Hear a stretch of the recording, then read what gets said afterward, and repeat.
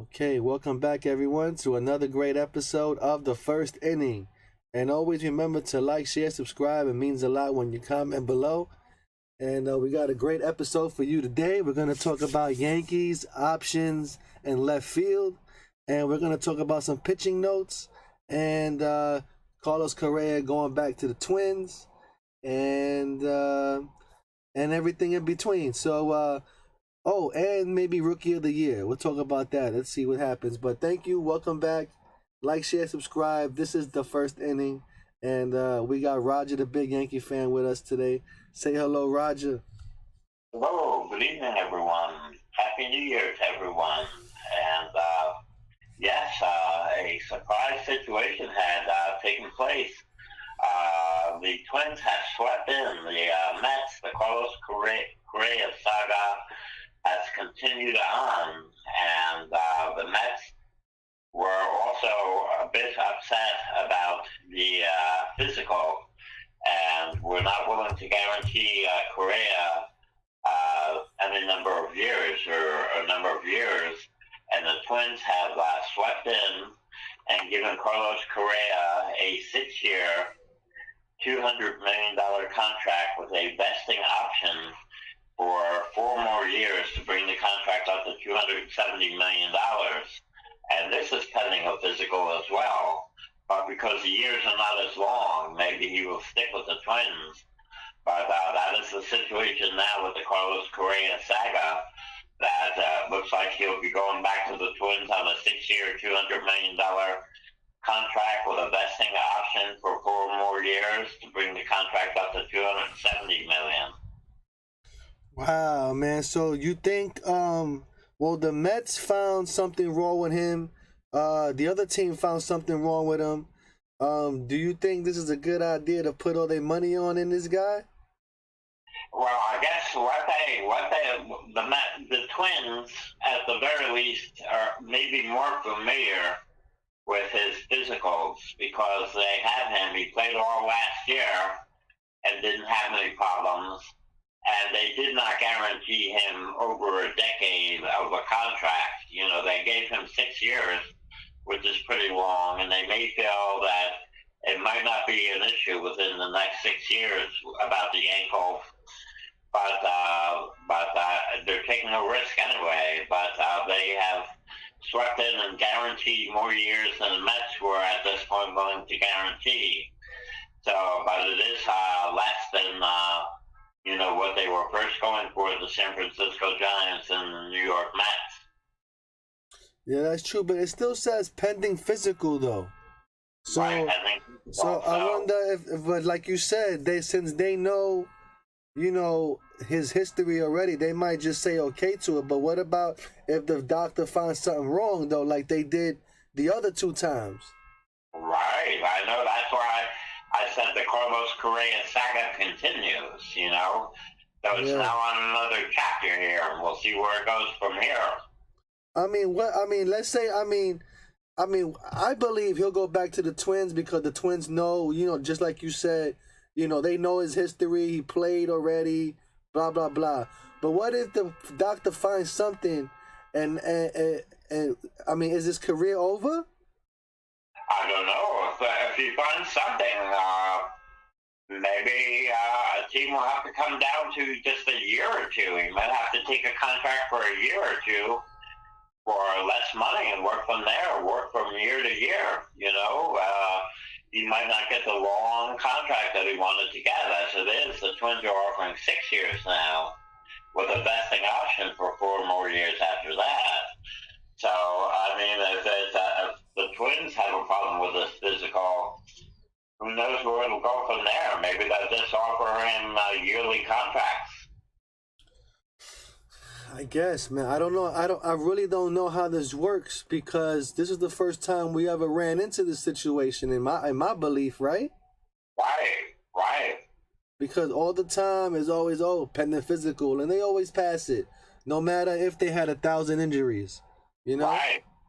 Like a bunch of players I can name off the top of my head, but I don't know, man. Let's see what happens, man. I guess Well, we'll hope and see if he gets on the team. I hope he gets on the team. I mean, I don't hate the guy or anything, but I No. wish he could play. Yeah, I mean, if they have trouble with the physical, they might say they'll only give him 2-year contracts, and they'll take it year by year. That kind of thing. And any number of things can happen. Yeah, that's true, man. But now let's talk about the Yankees, man. What now, like you said, and we said before, the Yankees aren't gonna do anything, probably for the rest of the season, and I think the Yankees think that they can win with this team. So I guess they're gonna. I mean, because at this point in time, like we said before, nobody wants to trade for Donaldson. Nobody wants to trade for Aaron Hicks. And those are the guys that are the weakest links Right. on the team. You know what I mean? So it's either you Stephon Marbury them and let them sit out and you pay their salary, or you just let them play, for the meantime. And that's probably what they're gonna do. And since we're paying Aaron Hicks $40 million for whatever years he had, they're gonna put him out there. And doesn't now seniority in the league play an account of playing on playing time? Because say like Aaron Hicks has a few years in the league, he has seniority over Cabrera. If you understand what I'm saying? Oh, I don't know if Aaron Hicks is a 10-5 yet. That's 10 years in the majors and 5 years with the same team. I don't know if he's a 10-5 player. He came from the Twins. And what year did he come to the Yankees? In 2016? I believe something like that, right? 2017, 2016? Right. I'm not sure what year he came up, but if he's a 10-5 guy, he could have a no trade. He could decide on his trade. But if they release him, they can't release people. And, just like they did to A-Rod in 2016, when they released him in August and they didn't even let him finish out the year, they could release him, but they would eat the money of the guaranteed contract. So that's what you're saying. Cashman, often doesn't like to admit mistakes. And if he's got him there, I guess he might as well just try to use him. But I was watching Yankees Morning Brew earlier today, and a lot of the Yankee YouTubers are not happy at all. They wanted the Yankees to make a move towards Reynolds, or even at this point, make a move towards Max Kepler, who they feel would be an upgrade over Hicks. No one has any confidence in Hicks whatsoever. Well, right. I mean, the Yankees. The Yankees' plans fell apart when they couldn't bring back Andrew Benintendi. Right. And he up signing a 5-year deal, $75 million with the White Sox. Right. And then we ended up getting Rendon and all that stuff. But right. But now and Carpenter too. That's another guy we lost. Right, I know exactly. They didn't try very hard. And for Benintendi, if they went 5 years at $75 million, but the Yankees didn't want to go past 4 years with him. Yeah, I wouldn't go past 4 years neither. I don't know, because he's suspect. Anyway, he wasn't that great of a player in the first place, but he had good defense. Right. You know what I mean? Yeah, he could slap the ball around, but it's in the blue. You know what I mean? It wasn't he wasn't clutch. Right. So I can do without him leaving. Matt Carpenter was clutch. When you needed a hit, he would get that hit, and then for some strange reason, a rally started when Matt Carpenter got a hit. Oh yeah. Carpenter has clutch home runs. Carpenter had 15 home runs and did a fantastic job, no doubt about it. And he put a nice message to the fans in social media saying it was an honor to play for the Yankees. And they didn't really seem to try very hard to re-sign Carpenter. I bet if they tried harder, it seemed like they didn't try to even re-sign him. If they did, Carpenter would have signed with them again. Well, that's the thing with Carpenter, man. The Yankees weren't gonna sign Carpenter because they felt like he was a liability. You know what I mean? I mean, he wasn't that defensively a player in the outfield. Right. You know what I mean? Yeah, all he could do is basically DH. Right. So if you was getting Matt Carpenter, you was basically paying for a DH. Meanwhile, we already have Giancarlo as a DH. Exactly. So we don't need him. And you can put Giancarlo out in left field for some playing time. And you got Oswald Cabrera, man. See, I'm always advocating for Oswald Cabrera, man. That's the guy you need right there in left field, man. I like him. Many of YouTubers are saying that they value Cabrera more as a move around the field type of guy, where he can play left field, right field, center field, second base, shortstop, where he could be a major, platoon type of player. And they don't want to give him a permanent position in one spot. They want to move him around. Yeah, I mean, that's, and I always talk about that, and that's what he should be. He should be the Luis Soho of the team. Right. And people don't, the young kids, they don't know about Luis Soho, but Luis Soho was the ultimate professional utility guy. I mean, off the bench clutch. And Oswald Cabrera could be that. I mean, he could be that guy. He could play shortstop. He could play second. He could play. He could play third base.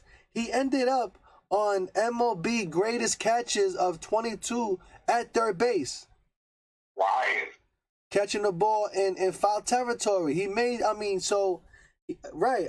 Like I always advocate for him, man. And I think that he could be.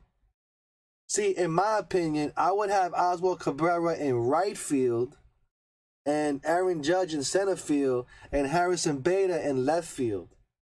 I know you say that.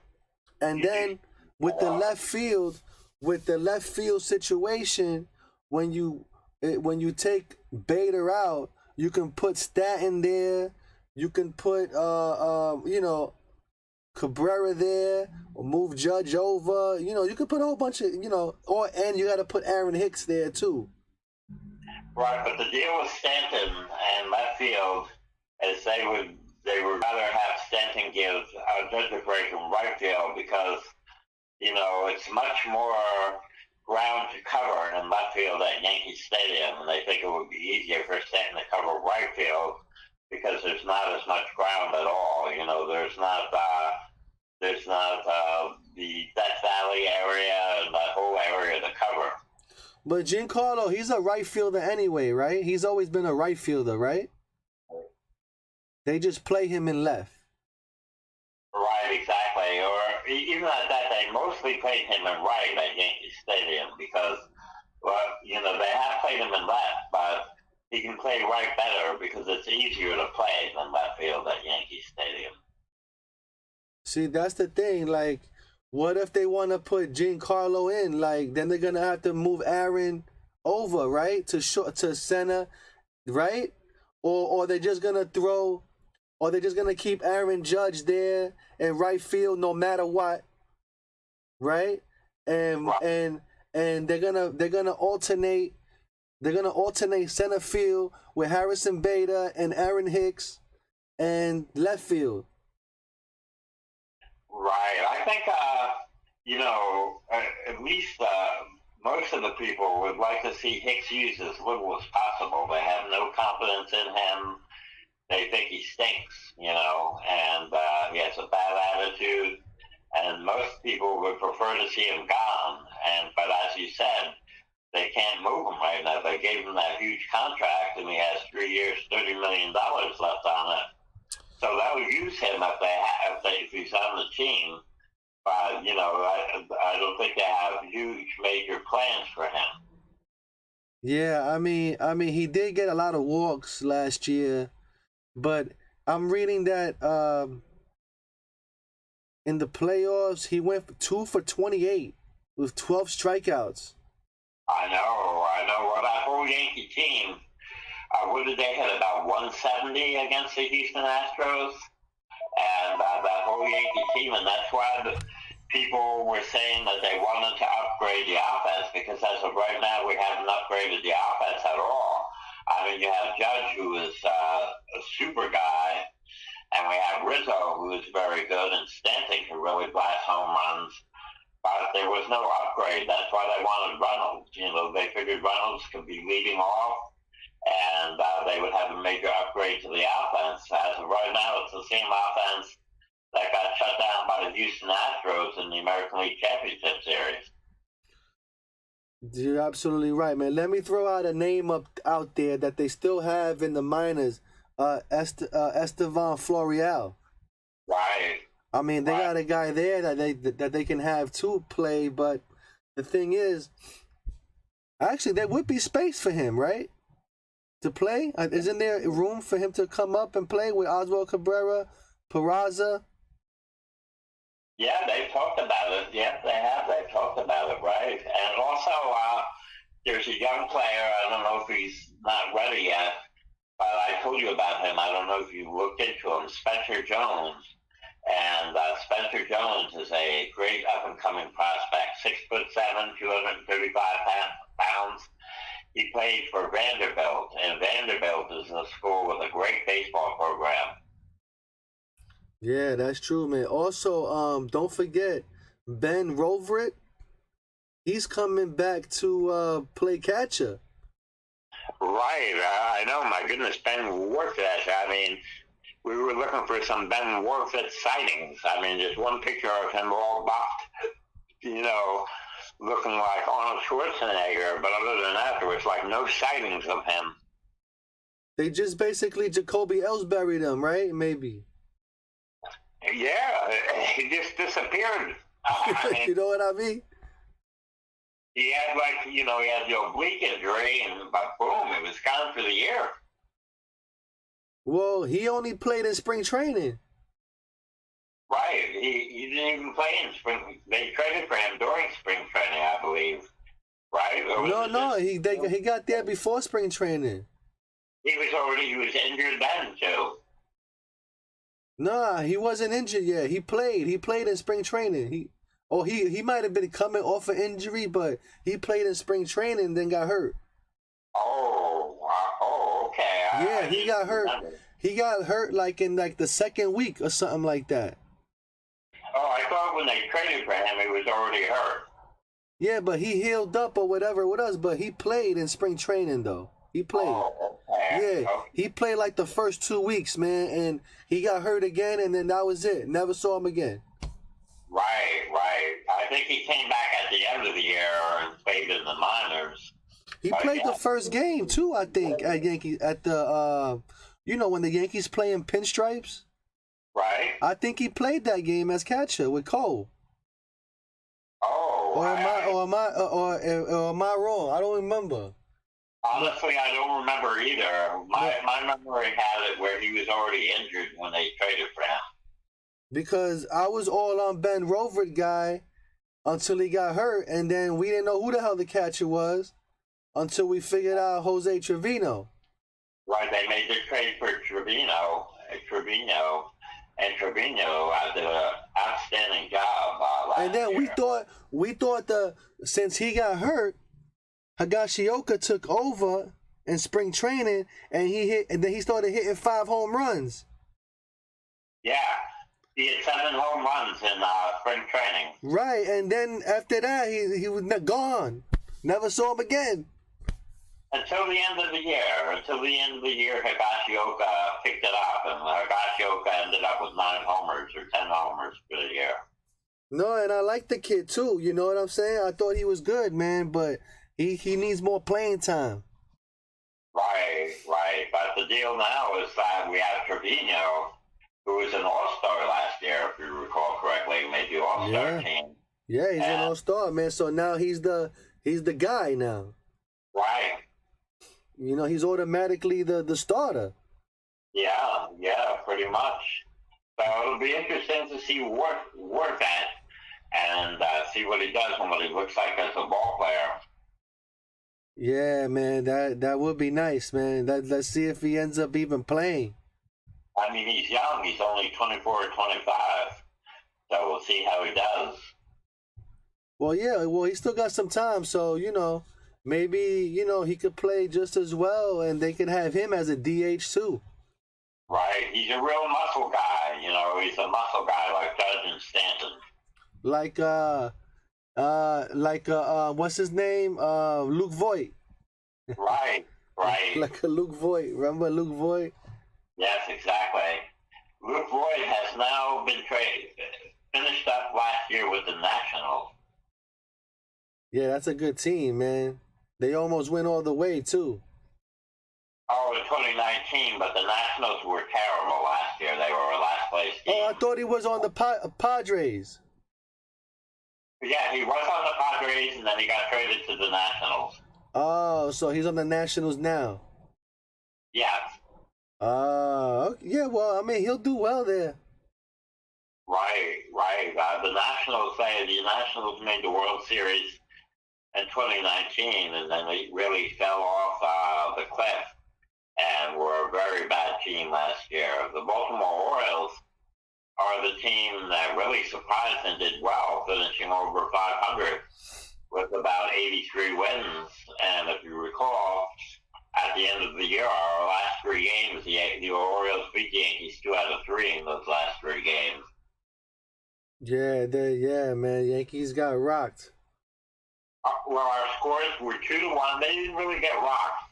Our scores were 2-1 in the first game, and then the Yankees really rocked the Orioles 8-0 with Nasty Nestor getting 12 strikeouts in the second game, and then they lost 3-1 in the nasty weather game when Chapman came in and walked 2 batters and hit a batter, allowing the Orioles 2 runs to win 3-1. Yeah, I mean, that was nasty weather, man. I mean, and I told you that homestand, I was like, yo, I don't expect the Yankees to play well because look at this bad weather. Yeah, it was. I thoroughly enjoyed being there, but boy, did I dress in layers and have long underwear on.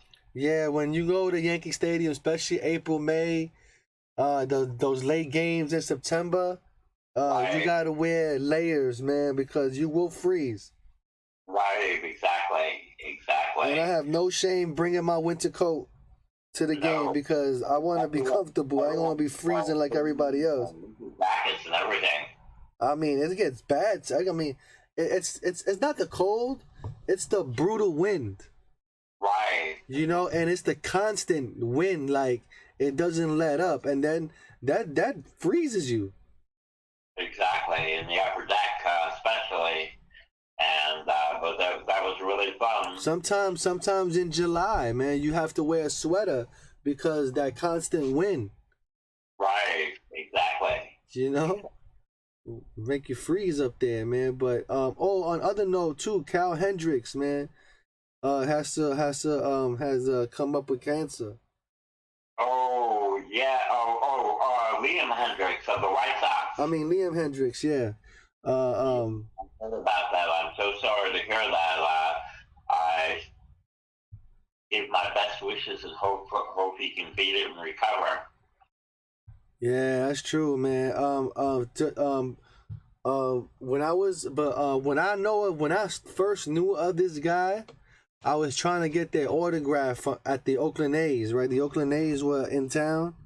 Right. And I was trying to get their autograph. He wouldn't come over though, but yo, he was throwing catch. He was playing catch with another guy, right? And he was basically throwing it from the left field foul pole all the way to the right field foul pole. Oh yeah, I know they can do that for sure. And you got AJ Pop though that day. Yeah, I got a few, man. I can't remember all of them right now, but I got a few Oakland A's. They're good. They're good to get autographs from. Yeah. The A's are, the A's have terrible ownership and really always have. Even, back in the days of Finley. Charlie Finley was a cheapskate too. He did a lot of gimmicks. You know, he had a mule on the field, and he would pull a lot of gimmicks, but he was really cheap. And in the mid-'70s, he basically sold his players away. He traded Reggie Jackson to the Orioles for a year, and then Reggie signed with the Yankees. He traded Joe Rudy, Riley Fingers, Bert Campaneris. He sent all his players away by the blue. He totally dismantled the A's team that won 3 World Series in a row. That's true, man. That's true, and he was going on analytics and all type of dumb stuff.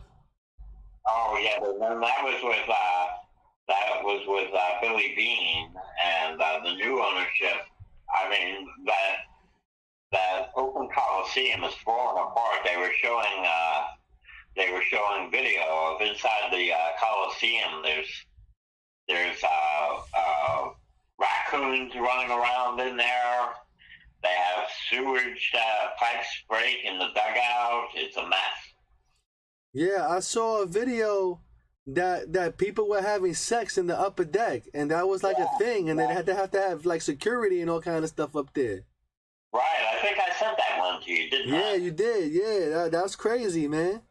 Right, the condition, I mean, the rust on the floor by the seats and everything, and how the A's, I mean, you know, their ownership is pretty lousy as far as spending any money. I mean, it sucks for that to look like, but they don't have a lot of fans there and all that. But for a baseball fan, that is so perfect, because you know how many autographs you can get from players down there because there's not so many people. I mean, you can really tally up over there in Oakland. Right, exactly. You know. Anyway, you know, also a lot of people were talking about. Remember when they traded for Nick Swisher, and he was going to be the first baseman, but boom, a week later they signed Mark Teixeira. So some people feel that this may be a smokescreen of the Yankees saying that they're not going to do anything else, and they're just putting a smokescreen up. You know, when they were saying Bubba Crosby was going to be in the outfield, and you know, then they made moves, or when they were going to have Nick Swisher at first, and then got Mark Teixeira. So we really still don't know what the Yankees are going to do. That's true. Like I always said, they always have something up their sleeve, and it'll come out of nowhere. I mean, for a while there was this rumor that they were going to do some big major move that was going to be huge. And then as of right now, that looks like a lot of BS. But who knows? We'll just stay going and following and doing the show. And we'll take it day by day and see what happens. And it's only about a little over a month, and pitchers and catchers report. Oh yeah, that's right, man. It's about 5 weeks away, man. They'll be reporting to spring training, man. Right, exactly. And baseball will be back again, you know. So yeah, there isn't a lot of time left, you know, to get it done. But I don't think the Yankees will be doing anything because at this point in time, they're pretty much set with what they have, and nobody wants what they have. That's the problem, you know. And to get these guys off, they're gonna have to get rid of you know, Volpe and whoever else they want. Yes, exactly. You know, and the Yankees ain't doing it, so the Yankees rather live and die with the players that they have now. Yeah, that's how it appears it's going to be, but we just never know. We'll keep following like the crazy Yankee fans we are, and take it day by day. Yeah, man, we definitely will, man. That's all we have to do is just take it day by day. But I think though the Yankees could still have something up their sleeve, but I don't know how the union works now with baseball on, you know, the situation with Aaron Hicks. You know, is he able to play because he has a tenure in the league and they have to start him? You know. No, he's not guaranteed any type of starting job or anything. He's not even. He can be released from his contract too. He can be DFA'd. But the deal is his contract is guaranteed. You know how baseball money is guaranteed. So if they released him, he would still be paid that $30 million. Just like A-Rod continued to get paid, or the same way Jacoby Ellsbury got paid. Yeah, and Mark Teixeira. Yeah, they got fired, man. Remember the year Cashman didn't let Jorge Posada catch? Yes, I do. That was towards the end. And Jorge Posada got 4 walk-offs in a row that year. Right. Remember that when one of them was a grand slam? Right, I do remember. I've been around a long time too. And they didn't let Posada play for a long time. And then when they did let him play, he got the 4 walk-offs in a row, and then they didn't let him play anymore. Right, I know. Well, they've often treated their players badly towards the end of their careers. They didn't treat Bernie Williams too well at the end of his career either. No, a lot of them. The only ones that had it good was Mariano, Andy Pettitte, and Jeter. Right. You know, other than that, everybody was DFA'd out of here. Right. Oh, by the way, I'm going to send you another video from NYY Recaps. That's a really nice recap show with Derek, and he does pieces. And he did a nice 10-minute piece on Darryl Strawberry. I'm going to send that to you on Instagram. Oh, yeah, Darryl Strawberry, man. I got his autograph a bunch of times. Right, I know. I got I got an ultimate Mets ball, man. Darryl Strawberry, Doc Gooden, all them guys. Mike Piazza, Ron Darling. Just about everyone there is in the major leagues. Johnson, what's his name? Yeah, right. And did I get Gary Carter? No, I didn't get Gary. The only Met out of all of them I didn't get was Gary Carter. I got Jesse Orosco. I got Mookie Wilson, all of the Mets. I got Edgar Alfonso. All on one Mets ball, and that's the inauguration ball too of the when they opened up Citi Field. Wow, that's fantastic. And that ball was thrown to me by Gary Sheffield when he was playing on the Mets. Wow, yeah, Gary Sheffield. I remember him with the Yankees when he came over, and holy cow, would he hit some ropes down the third base line. He would pull the ball foul, and he would hit 120-mile-an-hour line drive foul balls. Man, just to mention name, Keith Fernandez, Ron Darling. Oh, wow, you got the whole 86 team. I do. I got all of them. I mean, you name it, I got them. The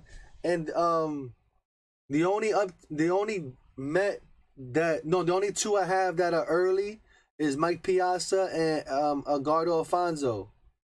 Right. And Darryl Strawberry. But everybody else I got I got all of those other guys.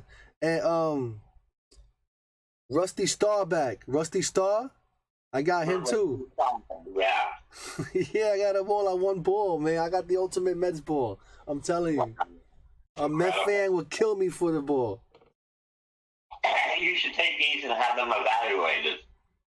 Yeah, I do. I will one day. They're all in a giant suitcase right now.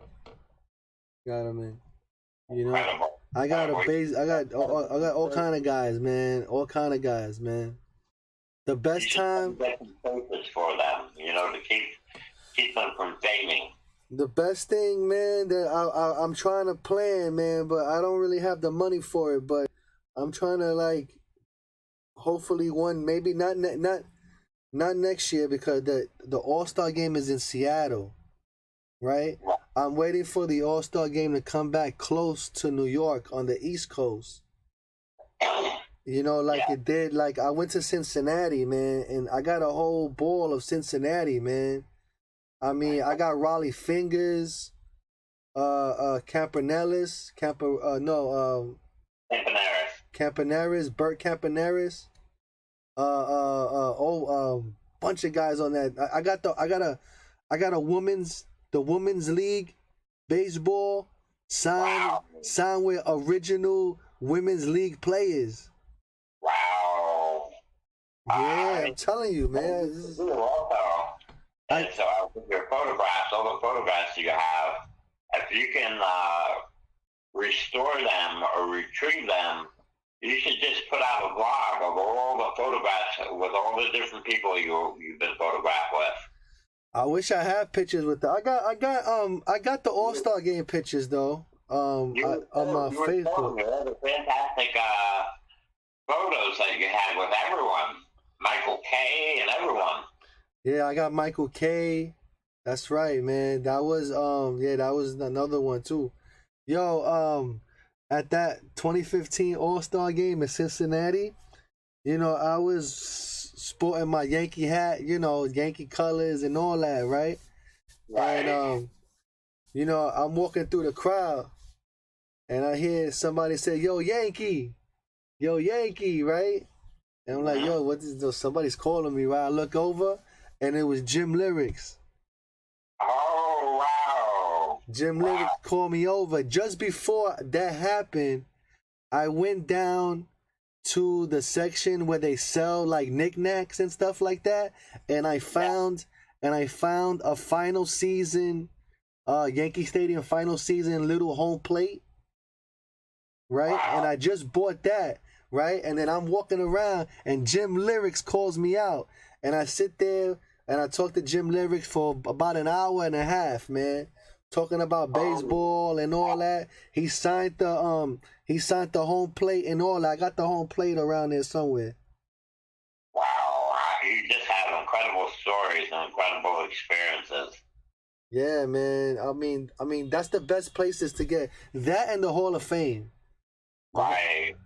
Like I got Reggie Jackson up there, Scott Brocious, a bunch of people, man. Charlie Hayes, Ricky Henderson. I met Lou Piniella, but I didn't get a picture or anything. And I met Vladimir Guerrero up there. I didn't get a picture. I met John Rocker up there, but I didn't get a picture. I met Ric Flair, but I didn't get a picture. And Whitey Ford was up there too, but he was real quick. He was getting in a car when I got to see him, and he drove away. I saw Whitey Ford, but I already got Whitey Ford though. Wow, that's incredible. Now, Whitey Ford, that's as old school as you can get.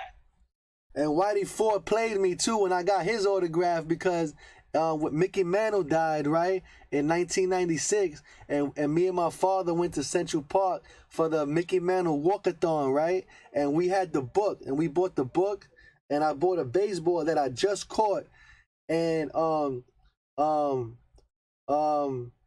Graham Lloyd threw me that baseball. Right? Wow. Graham Lloyd threw me that baseball. I got it autographed by Graham Lloyd and Mendoza. Right? Mendoza, yeah. Yeah, and then I took that ball to the Yankee Fan Fest, right? And I got all these guys. I even got Mel Allen on the ball. I met Mel Allen. That's how far I go back. I met Mel Allen. I got Mel Allen on the ball. I know. So now when I get to Central Park, right, and for the walkathon, I got the baseball, and I'm kind of scared. I'm like, "Yo, Dad, you get the autograph." He's like, "Nah, you the kid. He'll give it to you. Go ahead, go ask him." So when I get to him, I say, "Hey, Mr. Ford, can I have your autograph?" He said, "Yeah, sure, son." He said, "Let me see the ball." And when I give him the baseball, he looks at the baseball and does a stupid look at it, right? He's like, "You got Cliff Johnson?" Cliff Johnson? He's like, "All right, kid." And he signs the ball. Cliff Johnson? And he does it back. like he sucked or something. When in high school, I was at Yankee Stadium, I was in left field, and the Yankees were hitting at that time. I was there when the Yankees were actually hitting for batting practice. And I got a ball that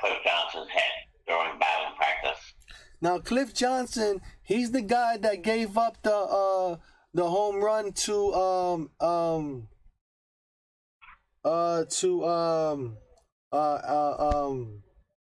Hank Aaron. Oh no, I'm sorry. That's Al Downing. Al Downing. That's Al Downing, right? I'm sorry, I got him mixed up. Right. Cliff Johnson was the catcher and the first baseman. Cliff Johnson was the catcher. That's right. That's right. I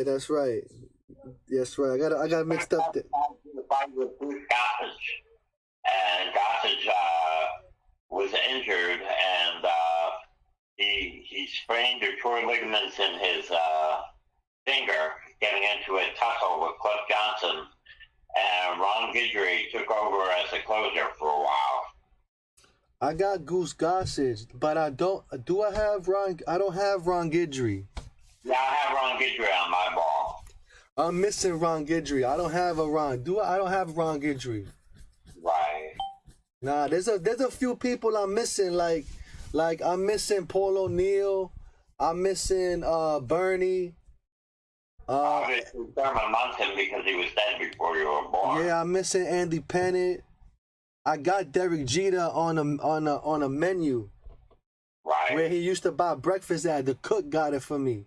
The cook used to drink at my grandfather's candy store.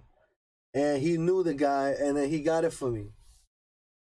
I know, it's incredible. You have great, I never met Derek Jeter, but I have his autograph. You know what I mean?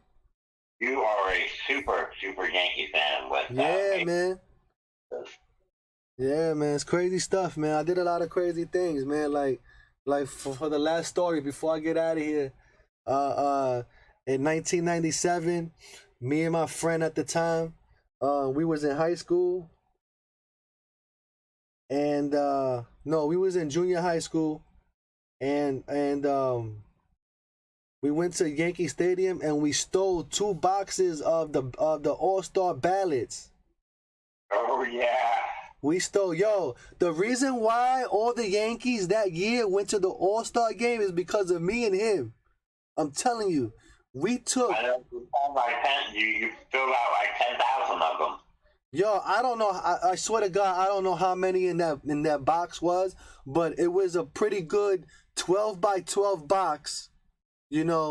Stacks of ballots. I mean, to the brim, and we took it home, and we did one side all Yankees. And then we would take a few and put different ones on the national side to make them look different. Right? And then it took us like 2 to 3 weeks to do a whole box. Oh, and he did one in his house, I did one in my house, and it took us about 2 to 3 weeks. And then when we at the next Yankee homestand, we went back and we dumped all them joints. First, we didn't bring the box back, okay? We put them in our book bag. We threw them, we shuffled them all in our book bag, right? Like a shuffle, to make them all different. And then we got to Yankee Stadium and we threw them all in the box, man. Wow. We the reason why they even ended up in the All-Star game. Look at the facts. You go back to 97, Jeter was there, Posada, O'Neill, Bernie, all of them. Incredible. The whole team was Yankees. And then because we won the World Series in 96, we had the manager, Joe Torre, as the coach because he's the winning World Series champion. Exactly. So he's the coach of the team. So it was like a whole Yankee team in the first inning. I know. That's amazing. But yeah, man, that's crazy, man. Hopefully we can get on new adventures like that this year, man, But now you got to do it virtually, and you can only do it up to 25 times. So yeah, man, it sucks. But anyway, we'll be back next week on Friday with another episode with any update that comes up. Then I'm pretty sure there's going to be some updates like when is the awards coming out for Rookie of the Year and all that stuff? Oh, I'm not sure. I'll have to look into that. Oh, did that come out already? That came out already? I think it might have, yeah. Oh yeah, I think because they were talking about predictions of Rookie of the Year, or they must have mean next year. I read it wrong. My bad. But yeah, 23, man. They say before I go, they say 2023 is a great season. Meaning and why is because this year they have over 40 potential Hall of Famers playing in the whole season of baseball. Ain't that something? So every game you watch, there's a Hall of Famer playing. Incredible, incredible. You know, we got Aaron Judge and Garrett Cole, and the Mets have somebody. Every team has a Hall of Famer somewhere. I know it's incredible, and it's fantastic for us crazy baseball fans. So yeah, this is gonna be a good year of competition, in my opinion. You know what I'm saying? Hopefully, the Yankees could just hit. The Yankees, forget about who we have on the team. I don't care who the hell we have on the team. I don't care what their name is. If we don't hit, we ain't going nowhere. Period. So, like I said, I've got our schedule half done, just about half done already. So hopefully the Yankees are in the batting cage now. You know, hopefully somebody's gluing the eye to the ball. You know, and you know, they start hitting the baseball, man. They got to get hits and get rallies going and you know and tally up runs. You know, they have to do these things for us to win. We can't always rely on the home run ball to win the game. You know. Exactly. And especially a tied ball game too. We can't be playing all the time these tied ball games and relying on a home run or a walk off to win. Right. And this year, are they bringing back the guy on second base in the 10th inning? Wait, Torres? No, in the 10th inning. In the 10th inning, are they bringing back the runner on second? I don't know. There's going to be rule changes. For one thing, the bases are going to be larger. The bases are larger. The shift is going to be limited. Yeah. There's going to be a 15-second pitch clock when there's no one on base, and a 20-second pitch clock when there is someone on base. But I don't know about the runner on the okay. So now, like you just said, with the shift, no more shift now, right? The shortstop has to stay, you know, on the shortstop side. Second baseman has to stay on the second baseman side. So now the Yankees should get more hits now because, like Aaron Hicks, they used to shift on him, and they never, and he would never get a hit because they would shift on him. It happened to Teixeira. I mean, it happened to a certain extent to Anthony Rizzo. Their batting average should go up by about 20 or 30 points. Yes, and before we go, the shift was invented by the Cleveland Indians in the World Series against the Boston Red Sox, and that was developed for Ted Williams. Exactly. Ain't that something? The greatest hitter of all baseball. That's how you beat him, with a shift. And you know what? The shift is over. You know, now you guys can get some hits in. Outfielders around, though. They can move the outfielders if they want to. If there's they can take the left fielder and move him into that position. Oh man, shout out to Bryson, man. I didn't get to look up on a thing, but you know what? I am missing the Tino Martinez autograph too. Oh. Yeah, it's hard to get those guys, man. But one day I will. I'll get them one day when they get old, you know? We've got time. You know, when they get senile and they get up in the nursing home, that's when I'll catch them. You know, but anyway, yo, Bryson, I'll catch you on Friday. We'll see everybody on Friday. Thank you for watching and listening. And we'll see y'all in the next one. And see ya.